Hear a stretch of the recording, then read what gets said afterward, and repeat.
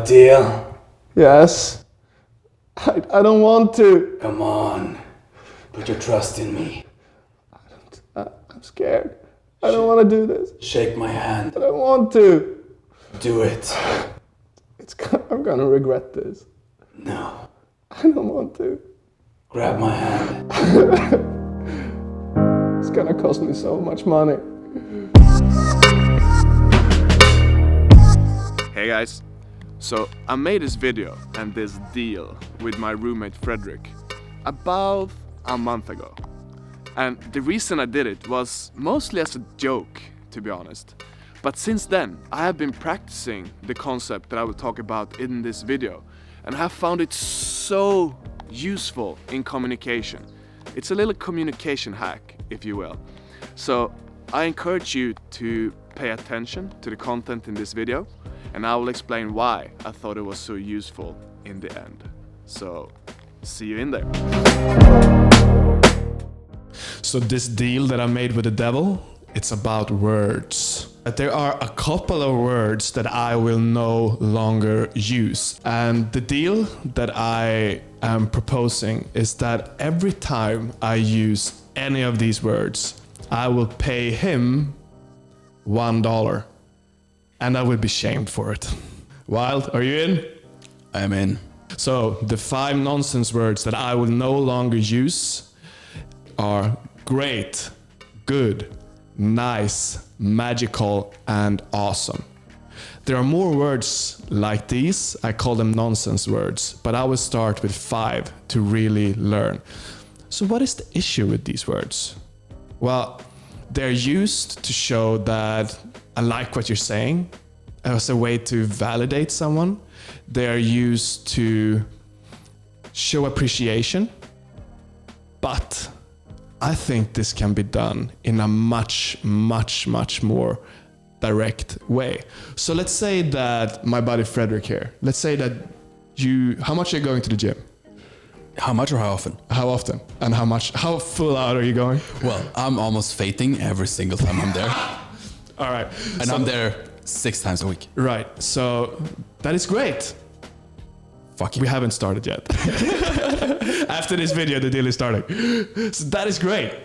And that is it's nothing wrong with that response.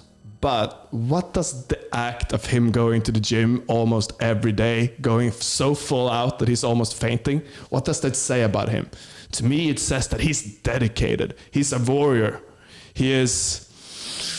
The way he is living his life at the gym is inspiring me to take the intensity of my training to the next level. So if I say that to him, I also validate, but I'm doing it much more deep. Just listen to the word, that is great. Now I'm complimenting what he is doing, not who he is as a person. I'm saying, you are dedicated, Frederick. You are an inspiring person.